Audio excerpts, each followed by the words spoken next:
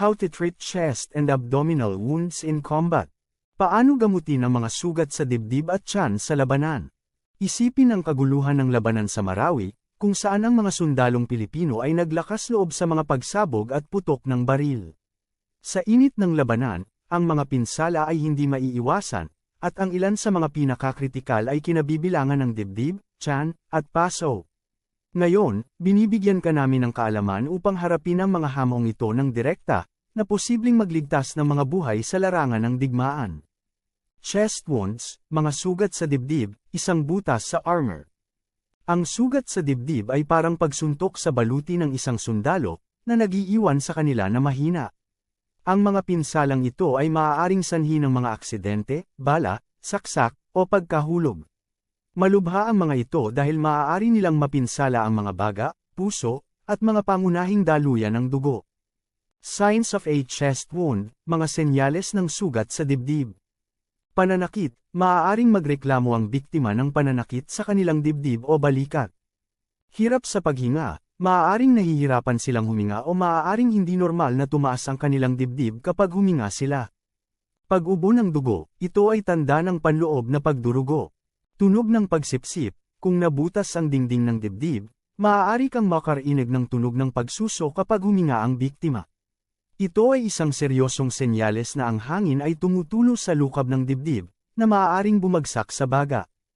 Treating chest wounds, sealing the breach. Paggamot sa mga sugat sa dibdib, tinatakpan ang pagsira. Suriin, mabilis na suriin ang casualty para sa iba pang mga pinsalang nagbabanta sa buhay, tulad ng nabara ang mga daanan ng hangin o matinding pagdurugo. Ilantad ang sugat, maingat na alisin ang damit sa paligid ng sugat, ngunit iwanan ang anumang bagay na nakadikit dito sa lugar. Hanapin ang parehong mga sugat sa pagpasok at paglabas. I-seal ang sugat, gamitin ang field dressing ng biktima at ang plastic wrapper nito para gumawa ng airtight seal sa ibabaw ng sugat. Kung wala kang plastic wrapper, mag-improvise gamit ang cellophane, foil, o kahit isang poncho. Ang susi ay ganap na takpan ang sugat at maiwasan ang pagpasok ng hangin sa dibdib. Ilapat ang dressing, ilagay ang dressing sa ibabaw ng plastic wrapper at isecure ito gamit ang mga buntot. Atali ang mga buntot ng mahigpit ngunit hindi masyadong mahigpit na pinipigilan nito ang paghinga ng biktima. Iposisyon ang casualty, tulungan ang nasawi na maupo o humiga sa kanilang nasugatan na tagiliran, alinmang posisyon ang nagpapadali para sa kanila na huminga. Abdominal wounds, a serious threat. Mga sugat sa tiyan, isang malubhang banta. Tatalakayin natin ang mga sugat sa tiyan, isang kritikal na lugar sa pakikipaglaban sa first aid. Ang mga pinsalang ito ay maaaring maging banta sa buhay, kaya ang pag-alam kung ano ang gagawin ay mahalaga. Isipin ang matinding labanan sa Marawi, kung saan hinarap ng mga sundalong Pilipino ang matinding digmaan sa Kalunsuran. Ang mga sugat sa tiyan ay isang pangkaraniwang pangyayari, at ang mabilis na pagkilos ng kanilang mga kasama ay kadalasang iligtas ng mga buhay. Ang tiyan ay naglalaman ng mga mahahalagang organo tulad ng tiyan, bituka, atay, at bato. Ang isang sugat sa lugar na ito ay maaaring maging tulad ng isang paglabag sa mga depensa ng Kastilyo, na naglalagay sa mga organo na ito sa panganib. Ang pinakamapanganib na uri ng sugat sa tiyan ay isa na tumagos sa dingding ng tiyan at pumipinsala sa mga panloob na organo o mga pangunahing daluyan ng dugo. Ito ay maaaring humantong sa matinding panloob na pagdurugo at posibleng mabilis na kamatayan. Treating abdominal wounds, paggamot ng mga sugat sa tiyan, damage control. Suriin, mabilis na suriin ang nasawi para sa iba pang mga pinsalang nagbabanta sa buhay, tulad ng kahirapan sa paghinga o mga palatandaan ng pagkabigla. Ilantad ang sugat, maingat na tanggalin ang damit sa paligid ng sugat, ngunit huwag tanggalin ang anumang damit na dam-eye-kit dito. Suriin ang parehong mga sugat sa pagpasok at paglabas. Kung dalawa, tratuhin muna ang mas seryoso. Iposisyon ng casualty, ihiga ang biktima sa kanilang likod at tulungan silang yumuko ang kanilang mga tuhod. Ang posisyong, tuhod, na ito ay parang defensive posture, binabawasan ang sakit at presyon sa tiyan habang ginagawang mas madali para sa kanila na huminga. Pangasiwaan ng may pag-iingat, kung may mga organo na nakalantad, huwag subukang itulak ang mga ito pabalik. Dahan-daang takpan ang mga ito ng malinis, tuyo na dressing o ang pinakamalinis na material na mayroon ka. Isipin na humahawak ka ng mga maselang pampasabog, kailangan mong maging banayad at iwasang magdulot ng karagdagang pinsala. Ilapat ang field dressing, gamitin ang field dressing ng biktima upang takpan ang sugat. Kung masyadong maliit ang dressing, gamitin ang plastic wrapper mula sa dressing o mag-improvise gamit ang malinis na tela. Ang layunin ay protektahan ang sugat mula sa karagdagang kontaminasyon. I-secure ang dressing, balutin ang mga buntot ng dressing sa katawan ng biktima at atali ang mga ito ng maluwag sa kanilang tagiliran. Ang dressing ay dapat na secure ngunit hindi masyadong masikip na ito ay naglalagay ng presyon sa sugat. Mahahalagang paalala, huwag suriin ang sugat, iwanan yan sa mga medikal na propesyonal. Ang pagsundot sa paligid ay maaaring lumala ang pinsala. Huwag subukang linisin ang sugat, ang iyong trabaho ay upang ihinto ang pagdurugo at protektahan ang sugat, hindi upang isterilisado ito.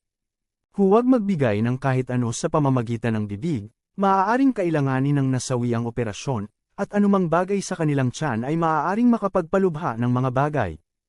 Tandaan, ang paggamot sa mga sugat sa tiyan ay tulad ng paglalagay ng butas sa katawan ng barko. Ang iyong layunin ay ihinto ang pagdurugo, maiwasan ang karagdagang pinsala, at dalhin ang nasawi sa tulong medikal sa lalong madaling panahon. Ang iyong mabilis na pag-iisip at dalubhasang mga kamay ay maaaring mga hulugan ng pagkakaiba sa pagitan ng buhay at kamatayan. Burn injuries, ang kainaitan ng labanan. Pinag-uusapan natin ang nagniningas na larangan ng mga pinsala sa paso, isang seryosong banta sa anumang larangan ng digmaan. Isipin ang resulta ng pagsabog ng mortar, tulad ng mga nakita sa Marawi Siege, na nag-iwan sa mga sundalo ng masakit na paso. Ang pag-alam kung paano gagamutin ang mga pinsalang ito ay isang mahalagang kasanayan para sa sinumang sundalo. Burn injuries, mga pinsala sa paso, ang degree ng pinsala. Ang mga paso ay parang apoy sa balat, na nagdudulot ng pananakit, pagkasira ng tisyo, at maging ng kamatayan. Ngunit hindi lahat ng paso ay nilikhang pantay. Mayroong 4 na uri. Thermal burns, ang mga ito ay sanhi ng init, mula man sa apoy, mainit na bagay, likido, o kahit na sabog ng bomba. Mga pagkasunog sa elektrisidad, ang mga ito ay sanhi ng pakikipag-ugnay sa mga agos ng kuryente, tulad ng mga naputol na linya ng kuryente o mga sira na kagamitan. Mga paso ng kemikal, ang mga ito ay nagreresulta mula sa pakikipag-ugnay sa mga mapanganib na kemikal, tulad ng mga matatagpuan sa ilang mga bala. Laser burns, ang mga ito ay sanhi ng pagkakalantad sa matinding laser beam, tulad ng mga ginagamit sa mga system sa pag-target o rangefinder. Ang bawat uri ng paso ay nangangailangan ng isang partikular na diskarte, kaya mahalagang matukoy ang sanhi. First aid para sa burns, paglamig ng apoy. Tanggalin ang pinagmulan, ito ay tulad ng pag-apula ng apoy bago gamutin ang mga paso. Kung ito ay isang thermal burn, alisin ang nasawi mula sa pinagmumula ng init at sugpuin ang anumang apoy. Para sa mga pagkasunog ng kuryente, putulin ang kuryente kung ligtas itong gawin. Kung hindi, gumamit ng non-conductive na material upang i-drag ang biktima palayo. Para sa mga paso ng kemikal, i-flush ang lugar ng tubig o ibang hindi nasusunog na likido. At para sa mga paso ng laser, alisin ang nasawi sa landas ng sinag. Ilantad ang paso, maingat na alisin ang anumang damit na tumatakip sa paso, ngunit iwanan ang anumang bagay na damaikit sa balat. Kung nasunog ang mga kamay ng biktima, tanggalin ang anumang alahas upang maiwasan ang paninikip habang namamaga ang balat. Maglagay ng field dressing, dahan-daang takpan ang paso ng sterile field dressing. Kung wala ka nito, gamitin ang pinakamalinis na material na magagamit. Mga karagdagang pag-iingat. Huwag maglagay ng mga ointment o grasa, maaaring matrap ng mga ito ang init at lumala ang paso. Huwag basagin ang mga paltos, nagsisilbi silang natural na hadlang laban sa impeksyon. Suriin kung may mga sugat sa pagpasok at paglabas, ang mga paso sa kuryente ay kadalasang may 2 punto ng contact.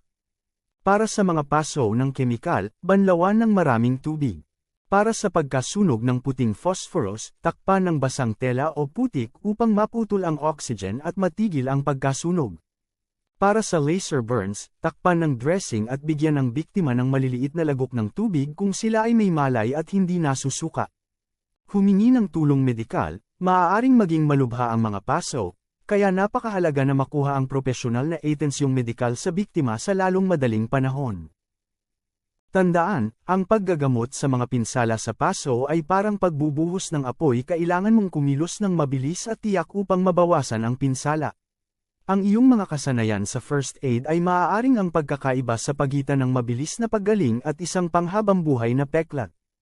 Ang pagsasanay ngayon ay nilagyan ka ng kaalaman at kasanayan upang mahawakan ng ilan sa mga pinakamahirap na pinsala sa larangan ng digmaan, mga sugat sa dibdib, sugat sa tiyan, at paso. Tandaan, ang iyong mabilis na pagkilos at mapagpasyang interbensyon ay maaaring gumawa ng lahat ng pagkakaiba sa pagliligtas ng isang buhay. Huwag kailanman maliitin ang kapangyarihang hawak mo sa iyong mga kamay. Hindi lang kayo mga sundalo, kayo rin ay mga manggagamot, tagapagtanggol, at ilaw ng pag-asa sa harap ng kahirapan. Patuloy na magsanay, at maging handa. Sapagkat sa larangan ng digmaan, ang iyong kaalaman at kasanayan ay maaaring magpabagal, matiyak na walang maiiwan na kasama.